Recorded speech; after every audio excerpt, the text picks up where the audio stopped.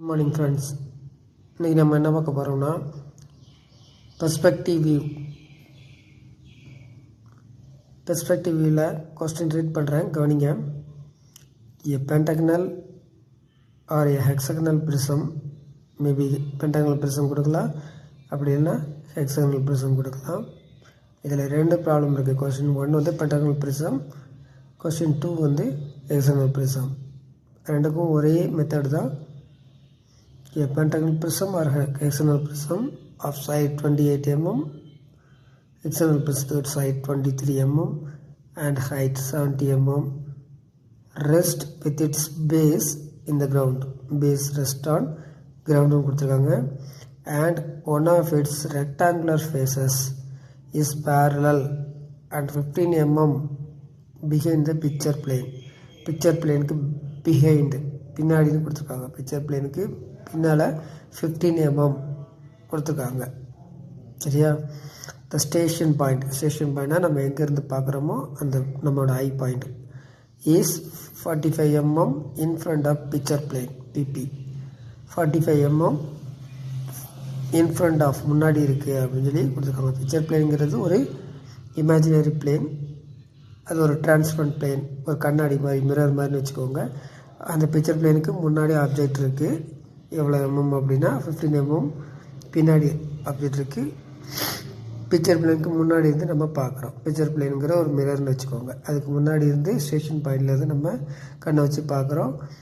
picture planeக்கு பின்னாடி 15 mm தள்ளி object prism இருக்கு. hexagonal prism pentagonal prism இருக்கு. அதோட ஒரு rectangular face வந்து rest on HP at the same time parallel இருக்கு அப்படினு சொல்லி கொடுத்திருக்காங்க. கிரவுண்டுக்கு parallel இருக்கு அப்படினு சொல்லி கொடுத்திருக்காங்க.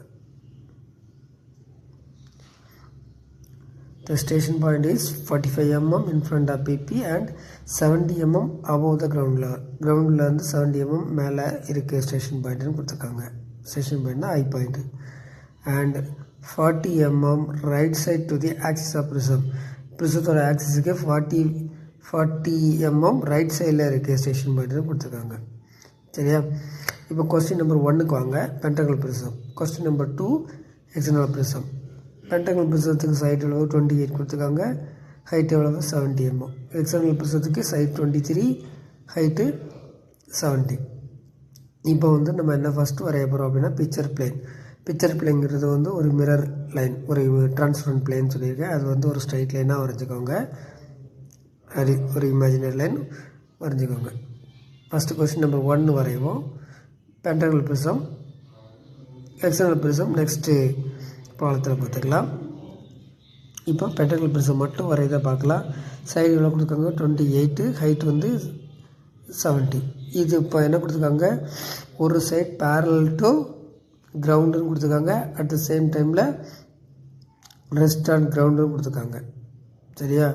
அப்ப 5 சைடு இருக்கு pentagonal prismத்துல. அதுல ஒரு rectangular face rest on ground and parallel to ground னு கொடுத்திருக்கனால நம்ம வந்து front viewல தான் நமக்கு வந்து pentagon தெளிவா தெரியும். டாப் வியூல வந்து 5 லைன் தெரியும். 5 லைன் உங்களுக்கு தெரியும். சரியா? அப்ப என்ன பண்ண போறோம் அப்படினா ஃபர்ஸ்ட் front view வரைய போறோம். picture planeக்கு behind எவ்வளவு டிஸ்டன்ஸ் இருக்குன்னு கொடுத்திருக்காங்க. rest on அந்த rectangular face வந்து behind 15 mm behind PP னு கொடுத்திருக்காங்க. அப்போ behind அப்படினா picture planeக்கு மேல வரையணும். in front of அப்படிங்கும்போது picture planeக்கு கீழ வரையணும். இல்ல below வரையணும். அப்போ ஸ்டேஷன் பாயிண்ட் வந்து in front of picture plane கொடுத்திருக்கனால picture planeக்கு below 50 mm தள்ளி ஒரு லைன் போட்டுக்கோங்க. அதான் SP ஸ்டேஷனரி பாயிண்ட். சரியா? ஆனா இன்னும் கரெக்ட்டா லொகேட் ஆகல. 50 mm below picture plane below ஒரு ஹரிசாண்டல் லைன் போட்டுக்கோங்க. அதுல தான் ஈங்கற அந்த ஸ்டேஷனரி பாயிண்ட் வந்து லொகேட் ஆக போகுது. அடுத்து என்ன பண்ண போறோம், picture planeக்கு மேல அது above 15 mm தள்ளி ஒரு லைன் போட்டுக்கோங்க. அந்த லைன் வந்து லெந்த் வந்து 28 mm. ஏன் அப்படினு சொல்லிறேன்னா 15 mm ஹைட் கொடுத்திருக்காங்க. சரியா? behind னு கொடுத்திருக்காங்க. 28 mmங்கிறது வந்து பென்டகனோட சைடு. சரியா? ஃபர்ஸ்ட் லைன் வரைஞ்சுக்கோங்க. 28 னு போட்டு வரைஞ்சுக்கோங்க. அத 1 2 அப்படி மார்க் பண்ணிக்கோங்க. 1 2 இல்ல AB ஏதாவது ஒண்ணு. prism இருக்கனால ரெண்டு சைடு இருக்கும். 1 2 இல்ல AB னு மார்க் பண்ணிக்கோங்க. இது வந்து front view. சரியா? ஆக்சுவலி அடுத்து வரைஞ்சதுக்கப்புறம் இப்போ பென்டகன் கொடுத்துருக்கனால உள்ள சைடு 108 வரும். இதுக்கு எக்ஸ்டர்னல் கொடுத்துருந்தாங்கன்னா 120 வரும். அப்போ வந்து ஆங்கிள் வந்து இன்க்ளூடட் ஆங்கிள் உள்ள ஆங்கிள் வந்து 108. அப்போ 1லேருந்து 108க்கு ஒரு விதிகோணமாக ஒரு லைன் போட்டுக்கோங்க. ரெண்டாவதுலேருந்து 108க்கு இன்னொரு லைன் போட்டுக்கோங்க. இதில் 28 எடுத்து காம்பஸில் 28 mm எடுத்து ஆர்க் கட் பண்ணுங்கள். 1லேருந்து கட் பண்ணுங்கள், 2லேருந்து கட் பண்ணுங்கள். அப்போ உங்களுக்கு வந்து 3யும் 5யும் கிடச்சிரும். அடுத்து 3லேருந்து 108க்கு ஒரு லைன் போடுங்க. 5லேருந்து 108க்கு ஒரு லைன் போடுங்க. உங்களுக்கு 2 லைனும் மீட் ஆகும் ஒரு பாயிண்டில். அந்த பாயிண்ட் தான் 4th பாயிண்ட்டு. அதுக்கப்புறம் 1 2 3 4 5 எல்லாமே ஃபினிஷ் ஆகிடுச்சுன்னு பாருங்கள். ABCDE அதுவும் ஃபினிஷ் ஆகிடுச்சுன்னு பாருங்கள். அதாவது ப்ரிசத்தோட ஃப்ரண்ட் ஹேண்டும் பேக் ஹேண்டும் ஃபினிஷ் ஆகிடுச்சுன்னு பார்த்துக்கோங்க. அடுத்து வந்து ப்ரிசத்தோட ஆக்சிஸ் பாயிண்ட் கண்டுபிடிக்கணும். ஆக்சிஸ் பாயிண்ட் கண்டுபிடிக்க என்ன பண்ணும், டி பாயிண்ட் தான் இருக்கிறதுல டாப்பஸ்ட் பாயிண்ட். அந்த டி பாயிண்ட்லேருந்து வெர்டிக்கலாக ஒரு லைன் போடுங்க. ஆப்போசிட் கார்னர் 1 2க்கு வந்து பர்பெண்டிகுலர் இருக்க மாதிரி ஒரு வெர்டிக்கல் லைன் போடுங்க. சரியா? அதே மாதிரி இன்னொரு point 1 point left side point எடுத்துக்கோங்க. இதில் வந்து ஆப்போசிட்டு சைடுக்கு அதாவது 3 4க்கு பர்பெண்டிகுலர் இருக்க மாதிரி ஒரு லைன் போட்டுக்கோங்க. லைட்டாக பென்சிலில் மார்க் பண்ணிக்கோங்க. ரெண்டும் மீட் பண்ணுற பாயிண்ட் தான் வந்து அந்த சென்டர் பாயிண்ட், அதாவது ஆக்சிஸ் லைன். சரியா? இந்த ஆக்சிஸ் லைன்லேருந்து எவ்வளோ டிஸ்டன்ஸ் கொடுத்துருக்காங்க, 45 mm in front of PP and station point is 45 mm in front of PP and 70 mm above the ground கொடுத்துருக்காங்க. சரியா? 45 mm in front of PPன்னு கொடுத்துருக்காங்க, பிக்சர் பிளேன்னு கொடுத்துருக்காங்க. சரியா? அப்போ வந்து picture பிளேன்லேருந்து 45 mm in front of கொடுத்ததுனால அது கீழே ஒரு லைன் போட்டு வரைஞ்சாச்சு.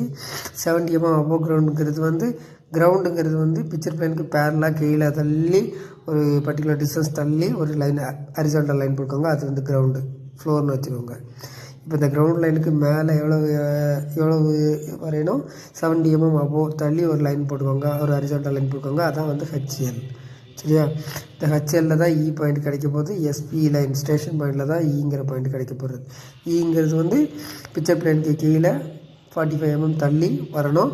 அதே மாதிரி ஆக்சிஸ்லேருந்து ரைட் சைடில் உங்களுக்கு எவ்வளோ டிஸ்டன்ஸ் கொடுத்துருக்காங்க, ஆக்சிஸுக்கு ரைட் சைடு 40 mm கொடுத்துருக்காங்க. அப்போ அந்த ஆக்சிஸ் லைனை கீழே நேரே கொண்டு வாங்க. இதில் வந்து ரைட் சைடு வந்து 45 mm தள்ளி ஒரு லைன் போடுங்க, வெர்டிக்கல் லைன். அந்த வெர்டிக்கல் லைன் 45 mm லைனும் பிக்சர் பிளேன்லேருந்து வரக்கூடிய 45 mm பேரல் லைனும் அதாவது ஹரிசாண்டல் லைனும் மீட் பண்ண பாயிண்ட் தான் இ. இந்த ஈயை நேர வெர்டிக்கலாக கீழே இழுங்க. ஹரிசாண்டல் லைனில் எங்கே டச் ஆகுதோ, அது ஹரிசாண்டல் லைன்னா என்னது, கிரவுண்ட் லைன்லேருந்து 70 mm above வரைஞ்சிருக்குமா, அந்த ஹரிசாண்டல் லைனில் எங்கே டச் ஆகுதோ அதான் இ டேஷ். இப்போ இங்கிற பாயிண்ட் ஸ்டேஷன் பாயிண்ட்லேருந்து எல்லா பாயிண்ட்டுக்கும் 5 பாயிண்ட்டுக்கும் 1 2 3 4 5 அந்த 5 பாயிண்ட்டுக்கும் என்ன லைன் வரைங்க, அந்த கன்வர்ஜிங் லைன் வரைஞ்சிக்கோங்க. 5 பாயிண்ட்டையும் இ பாயிண்டில் ஒரே பாயிண்டில் போய் கன்வெர்ஜ் ஆகுது மாதிரி லைன் வரைஞ்சிக்கோங்க. சரியா? அதுக்கப்புறம் 1 2 3 பாயிண்ட்டாக வெர்டிக்கலாக கீழே வரைக்கும் கிரவுண்ட் லைன் வரைக்கும் நேராக கீழே இழுங்க. அதாவது டாப் வியூவில் ஃப்ரண்ட் வியூவில் வந்து டாப் வியூக்கு கீழே எனக்கு கிரவுண்ட் லைனில் 5 பாயிண்ட் வரணும். ABCDE வர மாதிரி எழுத்துக்கோங்க. சரியா? இப்போ 5 பாயிண்ட் கிடச்சிரும். நேராக கீழே எடுத்திங்கன்னா 5 பாயிண்ட் கிடச்சிரும். இப்போ இந்த 5 பாயிண்ட்டை இ டேஷில் ஜாயின் பண்ணுங்கள். 5 பாயிண்ட்டையும் இ டேஷ்னால் ஹரிசாண்டல் லைனில் கிடைக்கக்கூடிய அந்த ஸ்டேஷன் பாயிண்ட்டு அதில் ஜாயின் பண்ணிக்கோங்க. சரியா? அதே மாதிரி ஹைட்டு 17 கொடுத்துருந்தாங்கள. இப்போ வந்து பென்டகல் ப்ரிசத்தோட ஹைட்டு எவ்வளவு, ப்ரிசத்தோட ஹைட்டு 70 mm. அப்போ வந்து இந்த இப்போ வரைஞ்ச பாருங்க 5 லைன் ABCDE, இதில் வந்து 70 mm தள்ளி ஒரு லைன் போட்டுக்கோங்க. சரியா? 70 mm தள்ளி லைன் போட்டுட்டு அந்த 1 2 3 பாயிண்ட் மார்க் பண்ணிவிட்டு 5 பாயிண்ட்டு இ டேஷில் மார்க் பண்ணிக்கோங்க. அப்போ வந்து 1 2 3 பாயிண்டில் இருந்தும் இ டேஷில் ஜாயின் பண்ணணும், ABCD பாயிண்ட்லேருந்தும் இ டேஷில் ஜாயின் பண்ணணும். சரியா? ஜாயின் பண்ணதுக்கப்புறம் இப்போ பாருங்கள், நல்லா கவனிங்க. 1வது ஃப்ரண்ட் வியூவில் பாருங்கள், 1வது பாயிண்ட் வந்து கன்வர்ஜன் பாயிண்ட் ஈல ஜாயின் ஆகும்போது அந்த பிக்சர் பிளேனில் எங்கே டச் ஆகிருக்கோ அந்த பாயிண்ட்டை நேராக கீழே எடுத்துகிட்டு வாங்க. அது மாதிரி 2வது பாயிண்ட் எங்கே டச் ஆகிருக்கோ அதை நேராக கீழே எடுத்துகிட்டு வாங்க. இதே மாதிரி ஒவ்வொரு பாயிண்ட்டையும் 1 2 3 4 5 அது எல்லாமே பிக்சர் பிளேனில் எங்கே டச் ஆகிருக்கோ அந்த பாயிண்டெல்லாம் நேராக கீழே எடுத்துகிட்டு வந்தீங்கன்னா கீழே ஆல்ரெடி 1 2 3 4 பாயிண்ட் இ டேஷில் மார்க் பண்ணியிருக்கீங்க. லைன் 5 லைன் போட்டிருக்கீங்க. அதில் கரெக்டாக மெர்ஜ் ஆகாத மாதிரி போட்டீங்கன்னா உங்களுக்கு என்ன ஆகும், மேலே உள்ள அந்த பென்டகல் ப்ரிசம் உங்களுக்கு கிடச்சிரும். அதே மாதிரி ஏபிசிடி பாயிண்ட் கீழே 5 பாயிண்ட் மார்க் பண்ணியிருக்கீங்க கிரவுண்ட் லைனில், அந்த 5ஐயும் இ டேஷில் மார்க் பண்ணியிருக்கீங்க. இப்போ வந்து ஆல்ரெடி மேலே ஃப்ரண்ட் வியூவில் A dash B dash mark பண்ணியிருக்கீங்க, அந்த ஏ டேஷை இயில் ஜாயின் பண்ணியிருக்கீங்க. அதே மாதிரி 1 2 3 பாயிண்டில் ஜாயின் பண்ணியிருப்பீங்க. அந்த பாயிண்ட்டை நேரே கீழே எழுதிட்டு வந்தீங்கன்னா உங்களுக்கு ஒரு அகைன் 5 பாயிண்ட் உங்களுக்கு கிடைக்கும். 5 பாயிண்டில் 3 பாயிண்ட்டு தெளிவாக தெரியும், 2 பாயிண்ட் பேக் சைடில் இருக்கும். இது எல்லாத்தையும் மார்க் பண்ணிக்கோங்க. அப்போ ஒரு அதில் ஒரு பென்டகன் கிடைக்கும், மேலே டாப்பில் ஒரு பென்டகன் கிடைக்கும். ரெண்டையும் வெர்டிக்கல் லைனில் ஜாயின் பண்ணிடுங்க. அதான் வந்து உங்களோட பெர்ஸ்பெக்டிவ் வியூ. சரியா? Thank you friend. வீடியோவை உங்களுக்கு ஸ்பான்சர் பண்ணுறது பைமோட் mobile app, online shopping app. Thank you.